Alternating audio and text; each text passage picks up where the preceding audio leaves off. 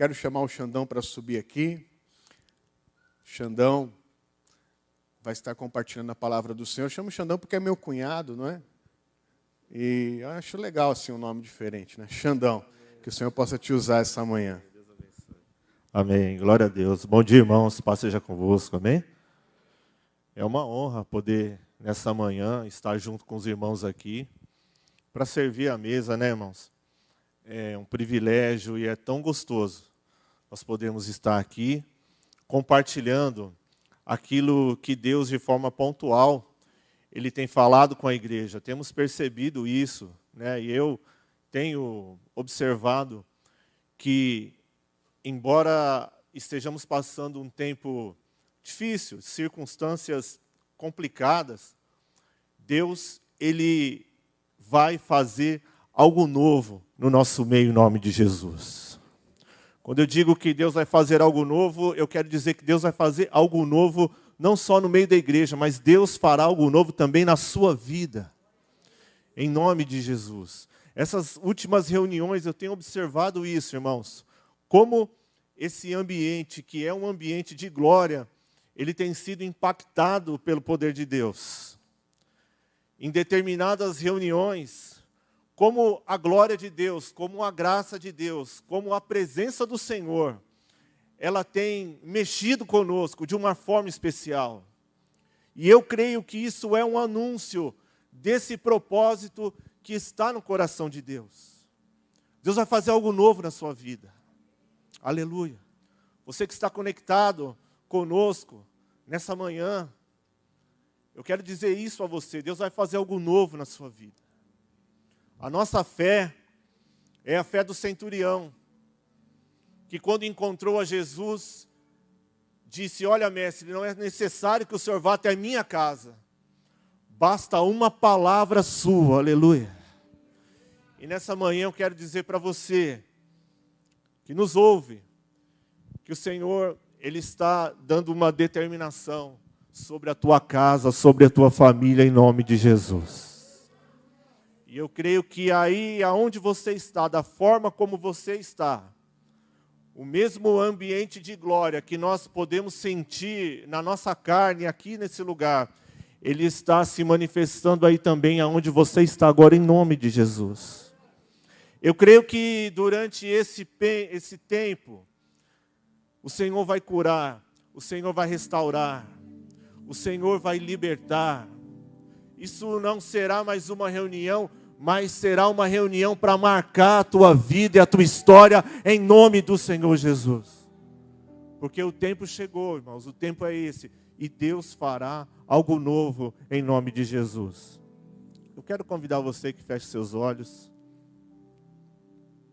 Coloca o teu coração, a tua vida na presença do Senhor nesse momento. Fala com Ele. Fala para Ele que você deseja isso. Fala para Ele que você precisa disso. Fala: Senhor, eu quero que o Senhor faça algo novo. Eu quero que o Senhor opere, Senhor, dessa forma na minha vida. Nós precisamos, Senhor. Aleluia. Da presença do Teu Espírito nas nossas vidas, Pai. Precisamos que o Senhor se manifeste em nós, Pai. Precisamos, meu Deus, que esse fogo esteja aceso mais e mais e mais. Precisamos, Senhor, da fome e do desejo de servir a mesa, meu Deus. Esse desejo que consumia o seu coração. Que esse desejo também possa consumir o nosso coração, Senhor, em nome de Jesus. E que o Senhor, nessa manhã, possa nos preparar ainda mais para a batalha, Senhor. Que possamos nos levantar para a batalha, Senhor. Eu sei que o Senhor está colocando uma espada e um escudo nas nossas mãos, porque é tempo de se levantar para a batalha, Pai, em nome de Jesus. Aleluia, te louvamos, te adoramos, Pai. Fica conosco, fala o nosso coração nesta manhã, em nome de Jesus. Aleluia. Eu quero convidar você para que abra a palavra de Deus no livro de 2 Samuel, no capítulo 23, verso de número 11. Eu não costumo intitular as mensagens, mas se eu fosse dar um tema, e eu dei um tema a essa mensagem, e eu chamei ela de Campo de Lentilhas. Talvez você já conheça a passagem. 2 Samuel, capítulo 23, verso 11, nos diz assim a palavra do Senhor. Depois dele, Samá, filho de Agé, o Ararita, quando os filisteus se ajuntaram em Eleí, onde havia um pedaço de terra cheio de lentilhas, e o povo fugiu diante dos filisteus. Samá pôs-se no meio daquele terreno e o defendeu. Matou os filisteus. E o Senhor realizou naquele dia um grande livramento. Aleluia. Irmãos, é muito interessante esse capítulo 23, porque a palavra de Deus fala a respeito dos valentes de Davi. Seus capitães, os seus generais, os seus subgenerais. Samá, ele não tinha uma patente tão alta assim. Mas uma coisa, irmãos, olhando para o texto, uma pergunta que vem ao meu coração é: o que fez esse homem se tornar quem ele era? Qual foi a influência que trouxe Samá para esse lugar? Um lugar de batalha, um lugar de guerra. Que espírito era esse que existia, irmãos, sobre a vida desses homens? E a pergunta, ela pode ser respondida da seguinte forma: a nossa fé, ela precisa de referências. A nossa fé precisa de referências. Todos nós somos assim. Nós tivemos pessoas que nos influenciaram. Nós tivemos pessoas que serviram de referência para nós. Foram balizadores durante a nossa jornada, durante a nossa caminhada. E Samá também teve uma referência. Quem era a referência de Samá? A referência de Samá era Davi. E Davi, irmãos, como ele influenciou? Davi, a palavra do Senhor diz que ele era um homem segundo o coração de Deus. Davi, ele tinha um coração de pastor. Antes de ser um guerreiro, Davi era um pastor, ele tinha coração de pastor. E a palavra diz que o pastor, ele dá a vida pela ovelha. E quando Davi estava com o seu exército, quando ele estava com seus homens, os seus homens vinham em Davi, que se necessário fosse, ele entregaria sua vida no campo de batalha, se assim fosse necessário. E os homens entendiam aquilo. E a Bíblia diz que eles amavam a Davi. E a palavra diz também, irmãos, que Davi, ele tinha uma unção de Deus sobre a vida dele. Ninguém podia fazer, irmãos, os feitos que Davi fazia no campo de batalha, se não houvesse uma graça, uma capacitação de Deus para realizar tais feitos. Tirar uma ovelha da boca de um leão, enfrentar um gigante, irmãos. A Bíblia diz que no dia em que Samuel derramou o óleo sobre a cabeça de Davi, Davi não foi mais a mesma pessoa, Davi não foi mais o mesmo homem. E Deus quer, aleluia, derramar esse óleo sobre a tua cabeça. Deus quer fazer algo novo com você. Deus quer te capacitar de forma tremenda, porque Deus conta com você para influenciar essa geração.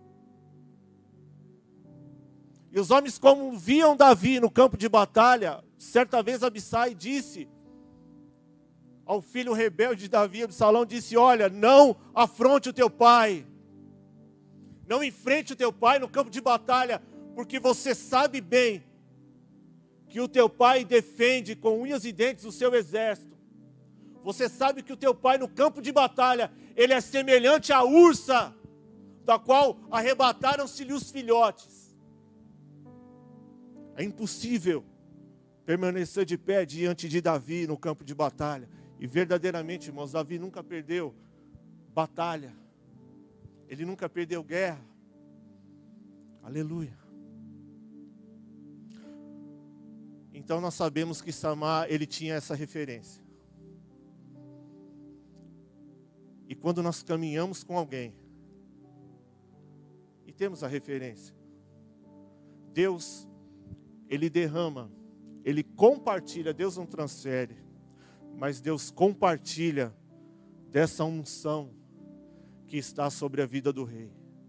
Amém, queridos? É por isso que a palavra de Deus diz que como igreja temos que ter unidade. E é por isso que a palavra de Deus que diz que como igreja nós temos que verdadeiramente sermos um só coração. Amém?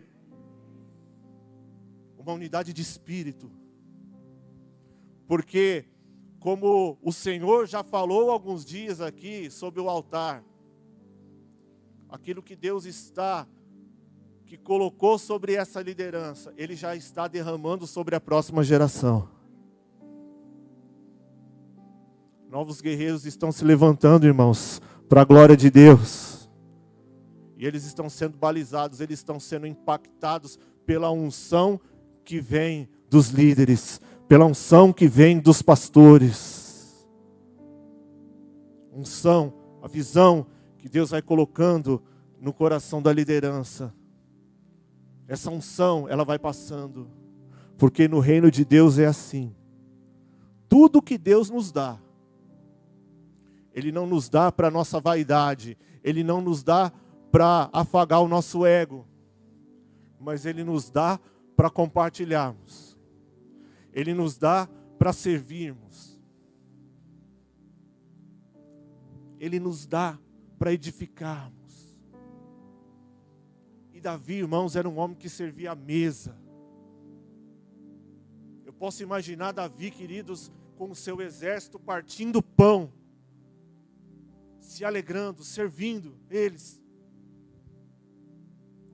Aleluia. Então Samar tinha também esse coração. E no campo de batalha ele se tornou semelhante ao seu líder, ao seu pastor, ao seu discipulador.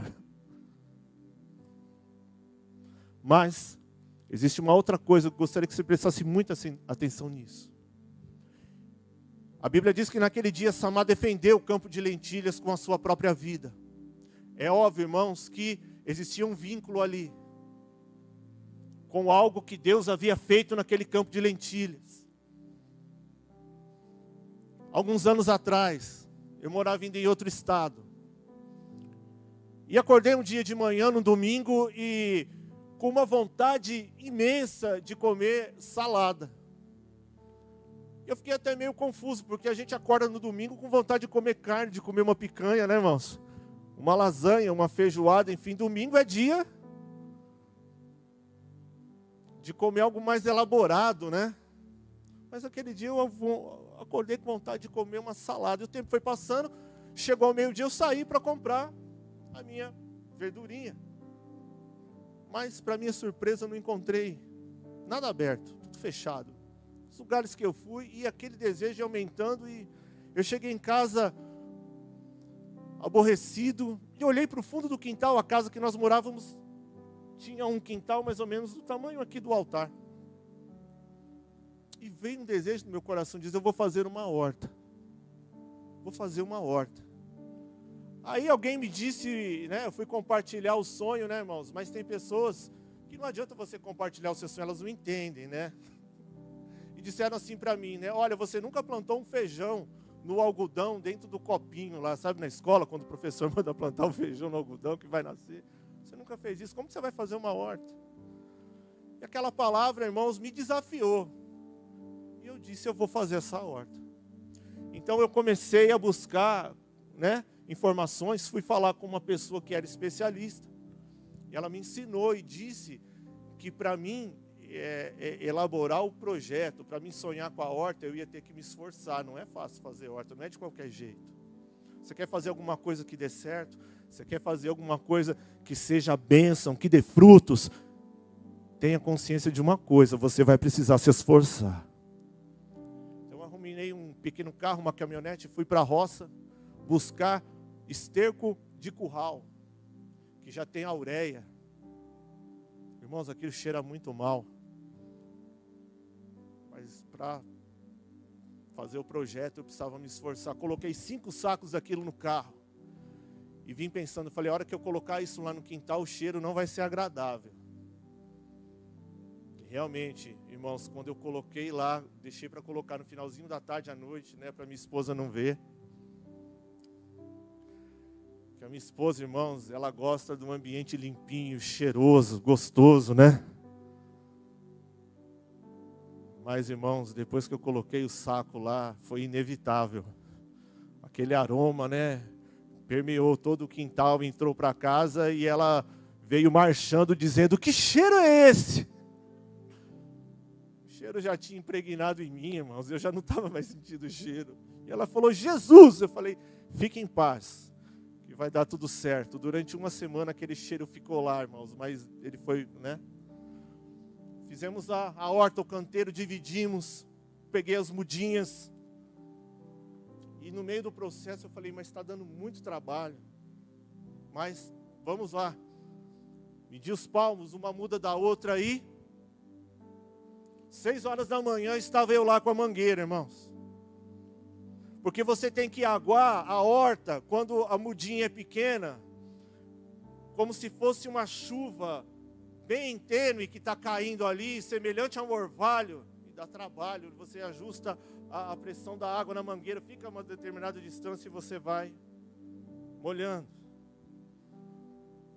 6 horas da manhã, 6 horas da tarde, de madrugada eu levantava, olhava pela janela para ver se já estava crescendo. Não, irmãos, tive que ter paciência. Mas depois de 1 mês, as minhas mudas começaram a crescer. Eu tinha tomate cereja, eu tinha tempero, eu tinha couve, eu tinha alface, eu tinha agrião, eu tinha... Irmãos, ela ficou linda, eu tenho fotos dela aqui comigo. E aí, irmãos, o Senhor começou a falar ao meu coração sobre projeto, sobre propósito, sobre sonhos, sobre esforço, frutos e bênçãos. Eu falei, que lindo isso. E o que começou a acontecer? As pessoas iam na minha casa, viam aquela horta e minha esposa falou, olha, tem muita coisa, vai estragar. Eu falei, não, nós precisamos compartilhar. Vamos servir a mesa de alguém. Então nós colocávamos as verduras lá e levávamos na casa dos vizinhos. E coincidentemente começávamos uma reunião de oração em casa. Então eu falei, eu não tenho material de evangelismo, eu não tenho folheto, eu vou levar um pé de alface. Que os mineiros gostam, né, irmãos, disso. Uma couve. E eu entregava, irmãos, e convidava, olha, nós vamos ter uma reunião de oração. Ai, que bênção! Olha, eu trouxe aqui para você. Amém, nós vamos. Começaram a acontecer coisas, irmãos, foram fugir do meu controle. Lá atrás, no muro, havia uns galhos secos. Que eu não entendia, não sabia o que era aquilo. Que começou a florir aquilo. Eu falei, meu Deus, a unção de Deus está aqui. Olha aquilo lá, está parecendo a vara de Arão, né? Está florindo. Sabe o que era aquilo? Era uma parreira, irmãos, que estava morta, quase morta. Ela se agarrou no muro lá e ela começou a se beneficiar do esterco que havia sido colocado no terreno. Ela começou a florir e começou a dar pequenas uvas. Irmãos, aquilo ficou carregado, deu tanta uva. A Pietra, me lembro, ela era pequenininha. Ela colocava as uvas e colocava numa bacia e saía correndo. Eu falava, onde você vai? Ela falou, eu vou levar para os vizinhos, papai. Porque ela me via dar alface, né, para os vizinhos. Ela deu toda a uva, irmãos. Eu falei, filha, mas eu já volto. Eu falei, vai na bênção então. E os vizinhos ficaram muito contentes, porque nós chegamos a ter 36 pessoas na varanda de casa para nossas reuniões, irmãos. Que coisa tremenda, queridos. Do lado da nossa casa havia um jovem. E ele veio na reunião. Ele não participou das primeiras reuniões, mas ele vinha para o momento da comunhão. Depois ele começou a vir para as reuniões. E um dia aquele jovem, ele olha para nós e disse: olha, algo está acontecendo no meu coração. Porque eu tinha um desejo. E isso não era bom. Eu falei: o que está acontecendo? Ele falou: eu tinha um desejo de matar o meu padrasto. Porque ele me humilha. Vi uma revolta ali, irmãos, e o evangelho foi entrando. E transformou a vida daquele moço. Aleluia. Pessoas que foram para aquela reunião começaram a ser batizadas, começaram a pedir para descer as águas. Aleluia. O que eu quero dizer para você é que Samar defendeu o campo de lentilhas porque para que aquele campo de lentilhas viesse a existir, e eu acredito que ele alimentava muitas famílias. Ele abençoava muitas pessoas. Eu acredito que, tendo o coração de Davi, Samar servia muitas mesas através daquele campo de lentilha, irmãos. Ele tinha um vínculo com aquele lugar. E quando você tem um coração disposto a batalhar, a guerrear as batalhas do Senhor, e quando você entende isso, que muitas coisas que você tem hoje, que muitas coisas que chegaram até as tuas mãos para você fazer, para você cuidar, são projetos, propósitos, sonhos, que darão frutos e se tornarão bênçãos para outras pessoas. Mas entre o projeto e o propósito, existe o esforço, a guerra, a batalha. E Samar, naquele dia, ele decide ficar ali, porque aquilo não era apenas um campo de lentilhas. Havia muitas coisas envolvidas ali. E ele não permitiu que os filisteus avançassem sobre ele. E a Bíblia diz que ele o defendeu. Repita comigo: ele o defendeu. Aleluia. Deus está te chamando nessa manhã para você defender também algo que Ele colocou nas tuas mãos.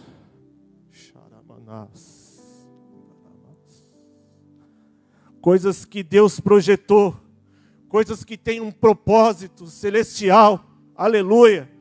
Coisas que são sonhos do coração de Deus, que vão gerar frutos e vão ser bênção para essa geração, que Ele vai gerar a partir de você. Deus está chamando nessa manhã para que você se levante e defenda, porque Ele é contigo.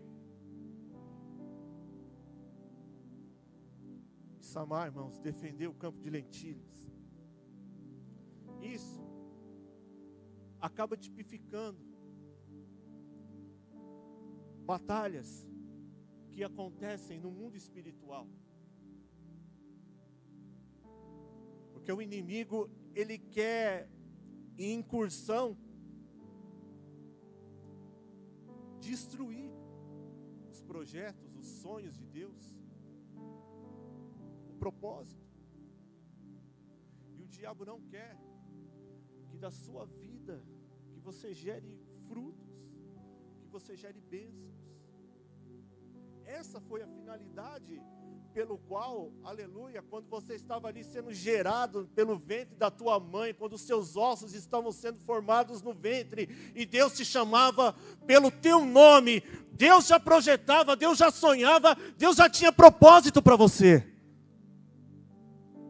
Amém? É por isso que nessa manhã o Senhor fala com você: se levanta. Se levanta, porque eu faço algo novo na tua vida hoje, em nome de Jesus.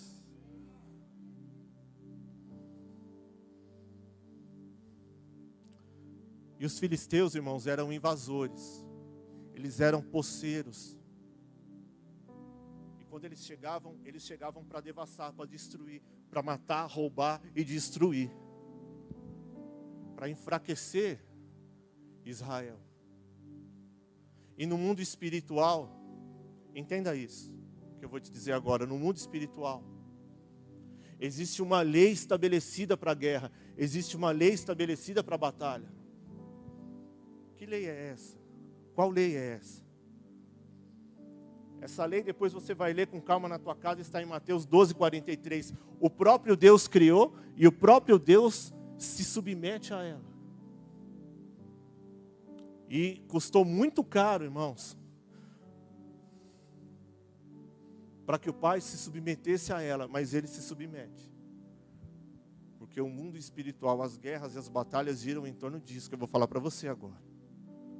Lá em Mateus 12, a palavra do Senhor fala que o espírito maligno, as legiões do inferno, que não podem estar aqui, porque eles foram lançados nas regiões celestiais, mas eles saem de lá e eles vêm invadir, tomar posse. Para quê? Para matar, para roubar e para destruir. Quando que eles podem entrar? Quando que eles podem tomar posse? Quando eles podem se apropriar de algo? Jesus, ele disse, quando o espírito maligno sai, é expulso. Ele sai e vai vaguear por lugares desertos para procurar descanso. Não encontrando, ele volta àquele lugar. E encontrando o lugar deserto, abandonado, vazio, ele traz com ele espíritos piores do que ele. E o estágio daquele lugar, ou seja, daquela pessoa, se torna pior do que o anterior.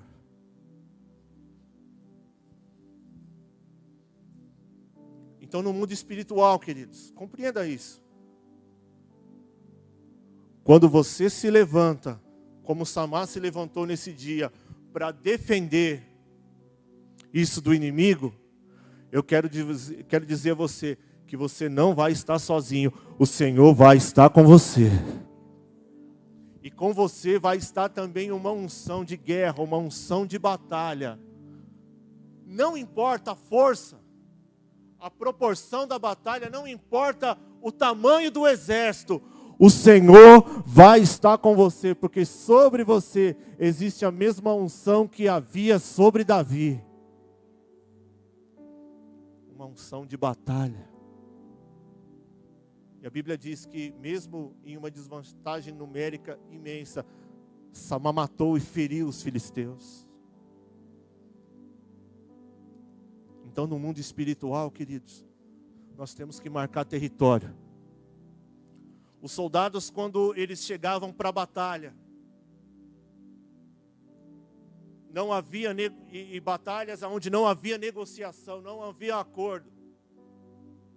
O embate, ele era iminente. Eles começavam a bater com as espadas no escudo, anunciando que naquele dia haveria guerra. E o vencedor seria aquele que permanecesse de pé.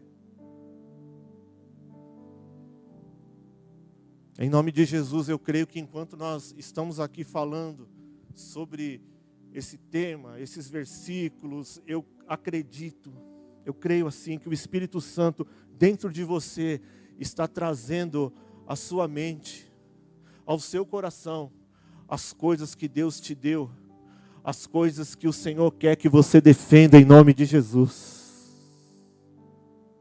Aleluia.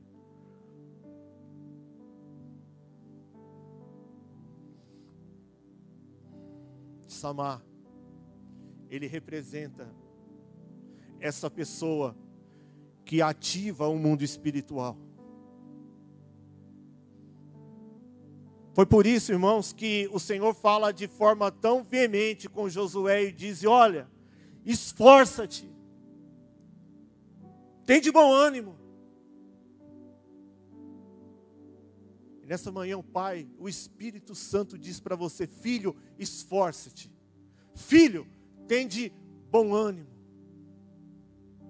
Se levanta. Você não pode fugir, como muitos fugiram naquele dia. E tudo que está acontecendo no mundo hoje, irmãos, tem feito com que as pessoas, elas criem um medo, um temor. E o exército filisteu, eles eram especialistas em atacar a parte psicológica dos seus inimigos. Veja o que Golias fez com Israel. Durante dias, ele os desafiou, ele os humilhou. Mas Deus levanta de trás das malhadas um menino com uma unção diferente, que diz o seguinte: quem é esse incircunciso filisteu que ousa afrontar o exército do Deus vivo? Não me dê escudos, não. Ele vem contra mim com espada, com lanças, mas eu irei contra ele em nome do Senhor dos exércitos. Aleluia. Essa unção de Davi está aí, irmãos. Ela está aí, em nome de Jesus. Basta você se colocar de pé, basta você se levantar. Não fuja, não se esconda, não tema, porque o Senhor é contigo. Amém, queridos? Ele representa isso. Existem coisas, irmãos, que Deus, você não vai precisar defender, porque é Deus que vai defender. Mas existem coisas que somos nós que temos que defender. Amém, queridos? Existem 3 coisas, irmãos, que você não vai precisar defender, porque quem defende é Deus e Deus defende. A palavra do Senhor diz que o Senhor, Ele é um guerreiro, um valente. E a primeira coisa que Ele defende é a igreja. A primeira coisa que Ele defende é a igreja. Desde quando Ele atirou lá do Egito, para levar lá a Canaã, ficou bem claro isso, que Ele iria defender a igreja, Ele iria defender o seu povo. Sejam quais fossem as circunstâncias, sejam quais fossem as batalhas, o Senhor iria estar ali para defender. Durante o dia, uma nuvem para os proteger do sol, e durante a noite, aleluia, uma coluna de fogo para os aquecer do frio. No dia da batalha, contra 5 reis, em um número bem menor, a Bíblia diz que aquele dia foi marcado como um dia em que todos os inimigos da casa de Israel iriam cair. Deus fala para Josué: enquanto esse dia pendurar, os teus inimigos não poderão ficar de pé. Então Josué ora e pede para que o sol pare, até que todos os inimigos, irmãos, sejam aniquilados. A força das suas mãos não era o suficiente, então caíram pedras do céu. Deus cuida da sua igreja. Ao longo da história, irmãos, e nesses dias não será diferente. O Senhor cuida da sua igreja. Ele está cuidando. Aleluia. Uma outra coisa que Deus cuida, que Deus defende, é o seu pastor, o seu líder. Deus defende o pastor, irmãos. Porque quando nós começamos a falar aqui, nós refletimos a respeito de Samar, o que ele tinha foi transferido a ele. O que Samar se tornou foi transferido do coração do seu pastor para a vida dele. Deus defende, irmãos, o seu pastor. Deus não defende um título. Não. Deus não defende um título. Deus defende um ministério. Deus defende um coração de pastor. E hoje nós precisamos tomar muito cuidado no universo das redes sociais, aonde existe toda uma cultura das redes sociais. Que cultura é essa? O estereótipo, a performance. E muitas vezes nós vemos algumas coisas lá, né? E nós falamos, puxa, isso é legal, isso é bacana, porque a intenção é essa, é atrair a atenção das pessoas para o estereótipo. Isso é muito perigoso, irmãos. Isso é muito perigoso. Por quê? Porque você pode analisar e se simpatizar e ter empatia por várias coisas que os teus olhos contemplam. Mas nas redes sociais você não pode enxergar e contemplar o coração. Então, muitas vezes eu vejo pessoas dizendo, não, porque o meu pastor ele precisa pregar como o fulano de tal, como o apóstolo. Irmãos, caminhe com o seu pastor, esteja junto dele, porque você conhece o caráter dele. Você conhece a história dele, você conhece a família dele, você conhece a índole dele.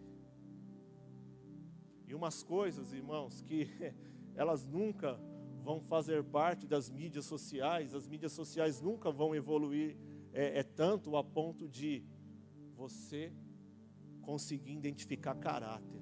Você não consegue. Sabe por quê? Porque para identificar caráter, a gente precisa comer um prato de sal. Você já comeu um prato de sal? Hã? Imagine que aqui agora, a gente fosse comer um prato de sal, eu e você. Vou tomar até água que deu sede. Está aqui o prato de sal. Colocado aqui. Como que iríamos comer esse prato de sal, irmãos? Que a gente consegue chegar com uma colher aqui, colocar na boca e, como você faz com aquele pudim de leite condensado?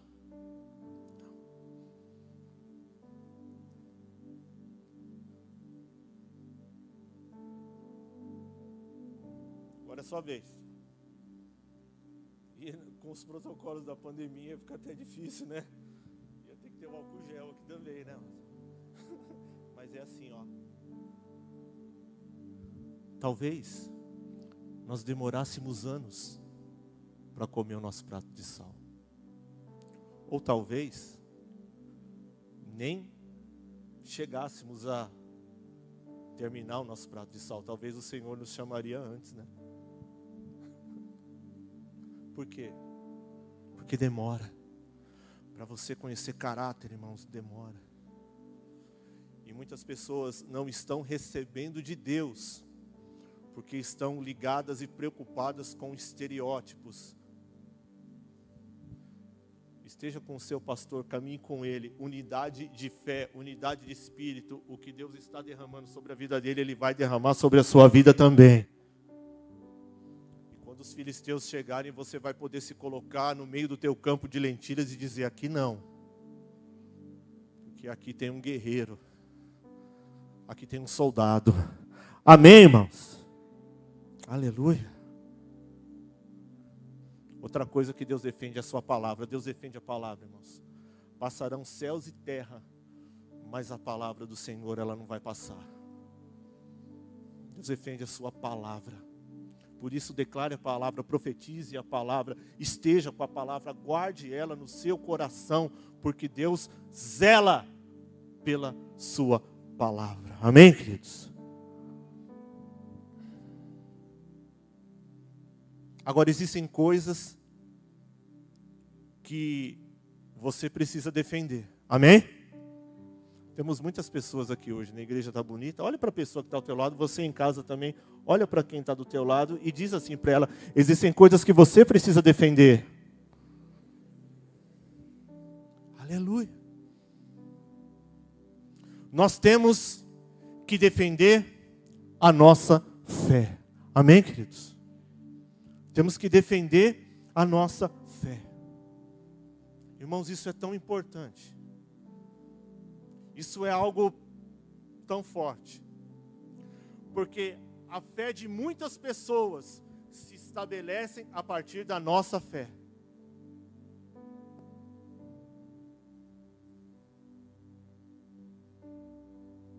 A fé de muitas pessoas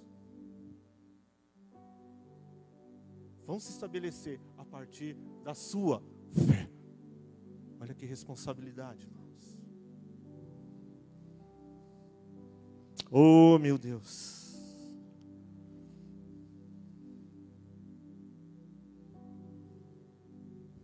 A palavra de Deus diz que existe um homem chamado Estevão.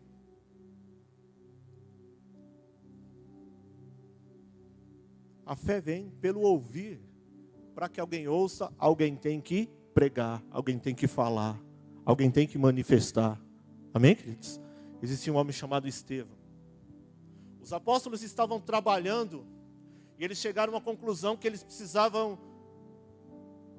destinar o tempo, direcionar o seu foco para a ministração da palavra e a oração. Então, eles chegam à conclusão que é necessário designar alguns homens para servir à mesa, cuidar das viúvas. Então, vem uma direção dizendo o seguinte: olha, homens de bom caráter. De bom caráter. Não homens que tinham muitos seguidores no Instagram, nem no Facebook. Homens de bom caráter. Que sejam cheios do Espírito Santo. E a Bíblia diz, irmãos, que no momento que esses homens foram separados, havia um homem que se chamava Estevão. Estevão, ele era um P2M. Estevão era um P2M. Porque ele tinha bom caráter, era cheio do Espírito Santo. E a palavra diz que era um homem cheio de fé, poder, que operava prodígios e grandes sinais e maravilhas no meio do povo, irmãos. Estevão, ele superou o pré-requisito do diácono. Porque a Bíblia diz que era um homem cheio de fé. E eu acredito que, eu falava com o pastor, ele compartilhava algumas coisas, e o Espírito Santo já queimou isso no meu coração. Eu acredito, irmãos, que a nossa fé, ela pode crescer, ela pode ser ampliada, mas existe uma base, para que a fé, ela possa crescer, se desenvolver e atingir outros patamares. Existe uma base. E qual é a base? A base é a mesa. Como, pastor? A base é a mesa. A Bíblia diz que Estevão, irmãos, foi designado para servir a mesa. No momento da oferta aqui, o pastor falava a respeito da preocupação que deve haver no nosso coração com o próximo, principalmente nos dias em que nós estamos vivendo agora. Mas isso é algo inerente, isso é algo que o Espírito Santo coloca no meu e no seu coração. Servir a mesa. Servir a mesa. Estevão começou a servir a mesa, irmãos. Começou a cuidar do povo. E o coração, aleluia, de pastor, de Estevão, ele começa a queimar, e no meio da necessidade ele começa a orar, Deus começa a usar a vida de Estevão, e ele começa a operar prodígios, ele começa a operar sinais, Deus começa a usar aquele homem de forma tremenda. Mas qual é a base? A mesa. A fé, a genuína fé, aquela que o Espírito Santo coloca no meu e no seu coração, é uma fé, não é uma fé para conquistar coisas, não é uma fé para a obtenção de coisas materiais que a traça e a ferrugem vão corroer, irmãos. A fé, essa fé que vem, que Ele deposita no nosso coração, é uma fé para servirmos a mesa e para cuidarmos das pessoas. E no momento que isso começa a acontecer, no momento que você começa a fazer isso, os milagres, os sinais, as maravilhas, elas passam a te seguir também. Amém? Aleluia. Eu creio que muitos prodígios e sinais o Senhor está operando e vai operar através da tua vida em nome de Jesus. Porque a essência da tua fé é uma fé para cuidar da mesa. Jesus está reunido com seus discípulos, ele faz uma pergunta: quem é maior? Aquele que está sentado à mesa? Ou aquele que está sentado à mesa para ser servido? Ou aquele que está de pé à mesa para servir? No reino de Deus, aquele que está de pé para servir à mesa, irmãos, é maior. Amém? Nos dias em que vivemos, diante da sociedade, isso não é assim, né? Mas no reino dos céus, quem está de pé para servir à mesa é maior. E Jesus olha para aqueles homens e ele diz: eu, no meio de vós, sou como aquele que serve à mesa. Amém? Quantos querem servir à mesa aqui, em nome de Jesus? Aleluia. Glória a Deus. Estevão fez a obra, irmãos. Mesmo diante do iminente risco de morte. Corria risco de vida. Naquele tempo, se você pregasse a palavra de Deus da forma como Estevão pregava, você poderia ser morto, você poderia ser apedrejado. Foi o que aconteceu com ele. Mas lembra que nós dissemos aqui que a nossa fé, nós precisamos defender ela, porque a partir da nossa fé, nós vamos estabelecer a fé em outras pessoas. Amém? Dos mais novos, dos que estão chegando. E a Bíblia diz, irmãos, que havia um homem chamado Paulo, em uma manhã, em que prenderam Estevão. E Estevão começa ali, não a se defender, mas ele começa a pregar para aqueles homens que o prenderam e de forma infame o acusavam. E a Bíblia diz, irmãos, que quando eles mentiram a respeito de Estevão, olharam para o rosto dele e o rosto de Estevão se transfigurou no rosto de um anjo, irmãos. E ele começou a pregar a palavra de Deus. Os teólogos e historiadores dizem que ele começa lá desde o tempo de Abraão. E ele revela coisas ali que nem o autor do Pentateuco tem acesso. Fala de Abraão na Mesopotâmia. Revelação, irmãos, espírito de sabedoria. A Bíblia diz que existem homens que colocam a mão nos seus ouvidos, eles não conseguem ouvir as palavras que saem da boca de Estevão, porque ela sai como uma espada afiada, cortando e dividindo tudo. No meio daqueles que estão ouvindo ele, no meio deles, existe um homem chamado Paulo.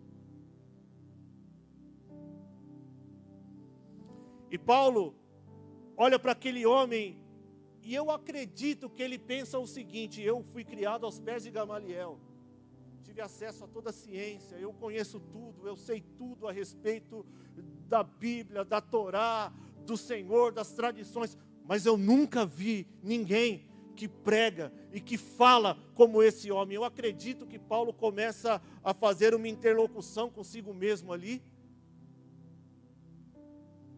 e eles matam a Estevão, mas eu acredito que as palavras de Estevão nunca mais saíram da mente e do coração de Paulo.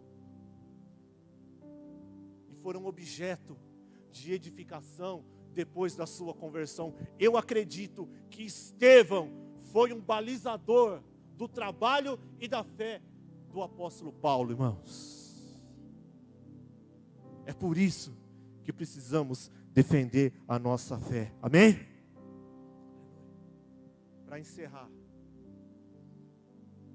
nós precisamos defender algo que nós precisamos defender, que Deus nos incumbiu de defender.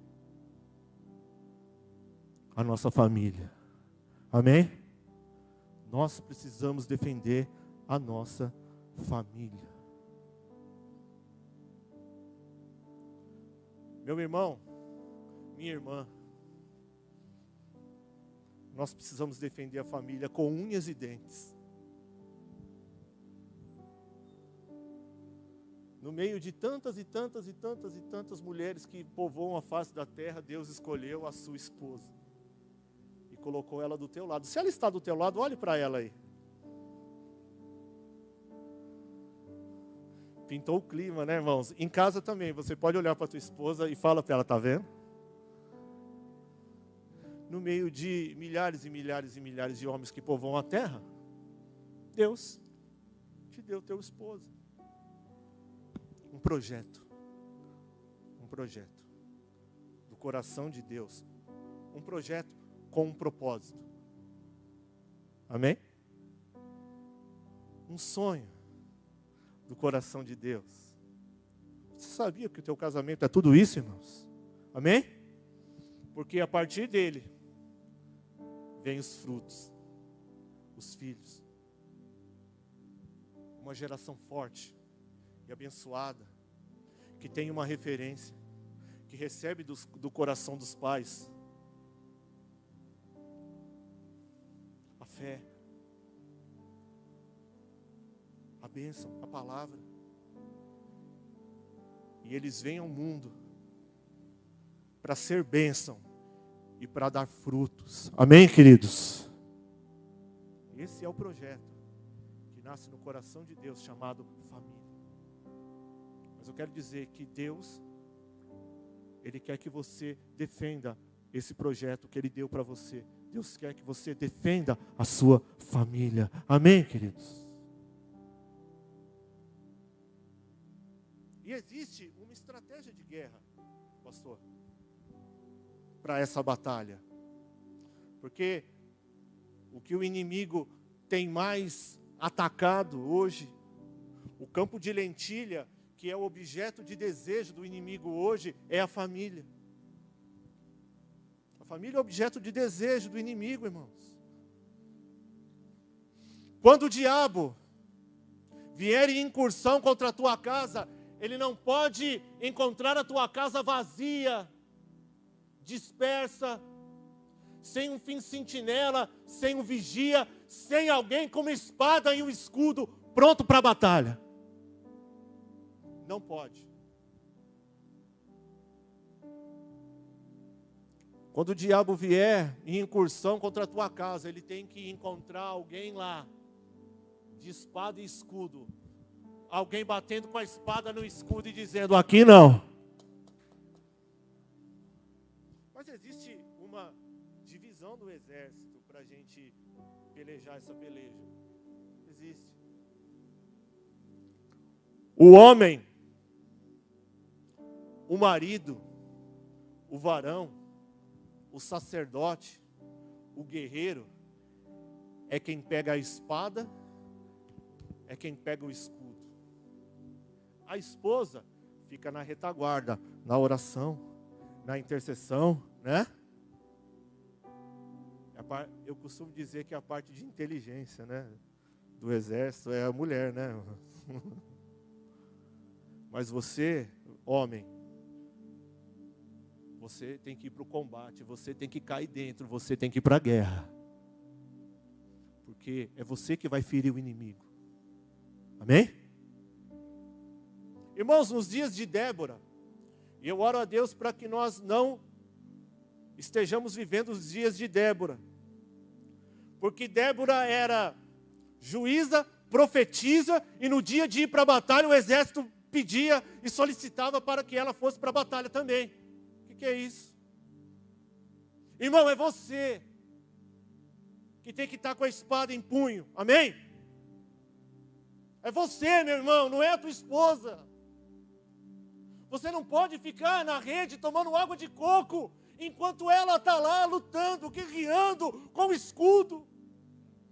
Não é ela que tem que te puxar para a oração, para estar na igreja. Não é ela que tem que te puxar para o culto doméstico. Não é ela que tem que ser a fonte de inspiração, não. Ela vai te ajudar, ela está ao teu lado, é a tua apoiadora, amém. Mas é você que tem que transferir esse coração para os seus filhos. Você é a referência, amém, queridos? Oh, meu Deus! Os homens estão comigo nessa manhã. Levante a sua mão direita ao céu. Só a direita, que a esquerda você já está com o escudo aí. Levanta, fica com ela levantada assim. Abre ela, se espalma a tua mão assim, ó. O Senhor está colocando uma espada na tua mão aí, ó. Oh, ó, o anjo está colocando a tua mão aí. Sabe o que é essa espada? É para você, aleluia, entrar na batalha, na guerra contra os filisteus. Fecha a tua mão assim, ó. Traz ela para junto do peito aqui, ó. Eita, soldado valente. E diz assim, se levanta no mundo espiritual e diz assim, ó: diabo, esta é a minha família e aqui você não entra.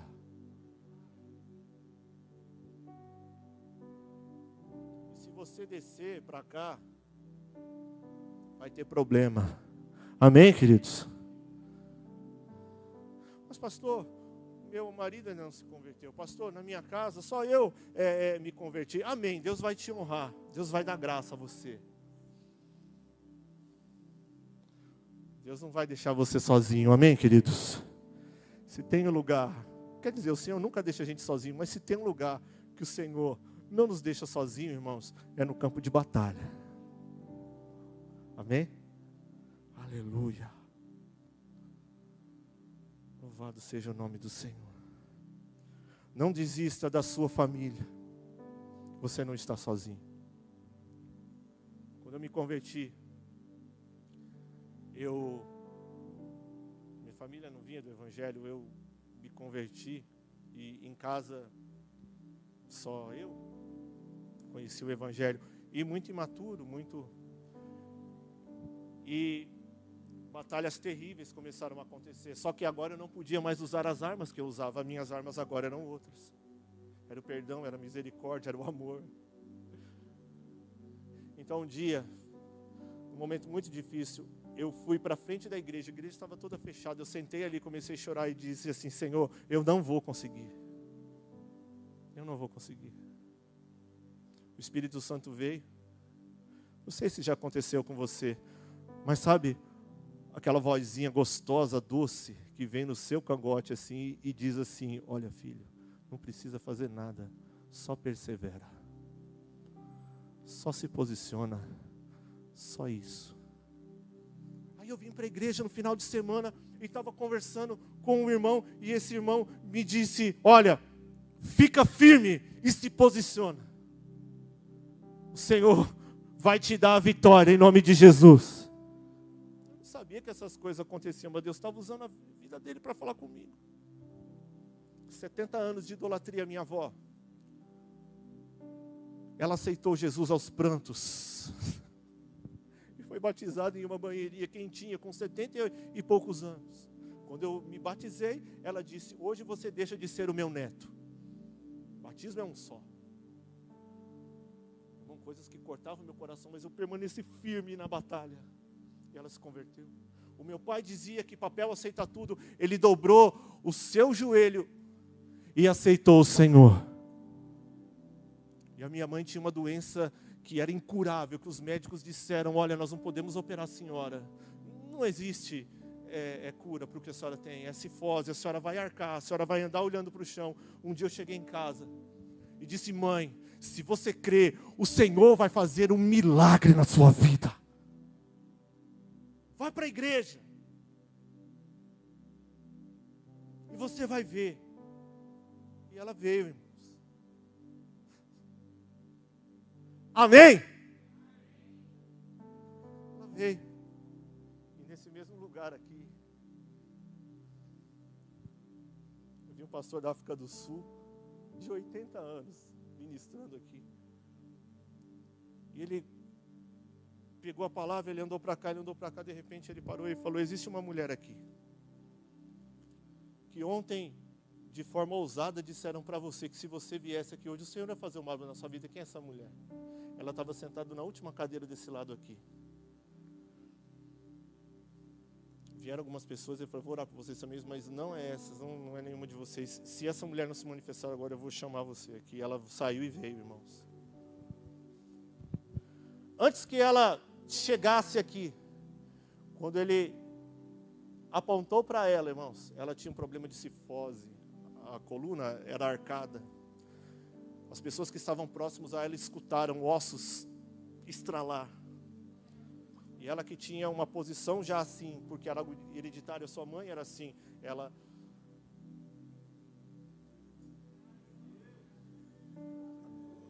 começou, irmãos, a aparecer um soldado, sabe? E nunca mais teve aquele problema, se converteu e hoje serve ao Senhor. Alguns da minha família foram frutos para a eternidade, já estão na glória com o Senhor. Mas nós estamos aqui ainda, eu e ela, batalhando e guerreando, em nome de Jesus. E eu quero nessa manhã convidar você. Queria pedir para que, chamar o grupo de louvor aqui, queria pedir para que você ficasse de pé em nome do Senhor Jesus. Eu quero orar com você nessa manhã.